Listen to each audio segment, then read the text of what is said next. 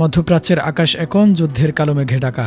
দীর্ঘ কয়েক বছরের বৈরিতা চাপিয়ে ইরান ও যুক্তরাষ্ট্রের সম্পর্ক এখন এক ভয়াবহ সংঘাতের দ্বারপ্রান্তে দাঁড়িয়ে আছে। মার্কিন প্রেসিডেন্ট ডোনাল্ড ট্রাম্প পারস্য উপসাগরের দিকে শক্তিশালী নৌবহর পাঠানোর ঘোষণা দেওয়ার পর তেহরান পাল্টা হুঁশিয়ারি দিয়েছে। তারা জানিয়েছে যে কোনো ধরনের যুদ্ধের জন্য তারা সম্পূর্ণ প্রস্তুত। ইরান স্পষ্ট করে বলছে তাদের উপর সামরিক হামলা হলে তার পরিণাম হবে ভয়াবহ। তেহরানের ইনকিলাব স্কয়ারে বসানো হয়েছে বিশাল বিলবোর্ড, যেখানে বিধ্বস্ত মার্কিন রণতৈরি ও রক্তমাখা পতাকার ছবি।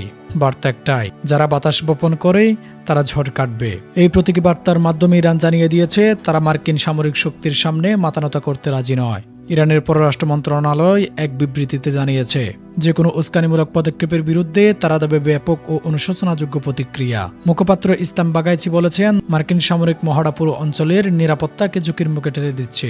এই অস্থিতিশীলতা শুধু ইরানেই সীমাবদ্ধ থাকবে না, বরং ছড়িয়ে পড়বে গোটা বিশ্বে। বিশ্ব বাণিজ্য ও জ্বালানি সরবরাহ পড়বে বড় হুমকিতে।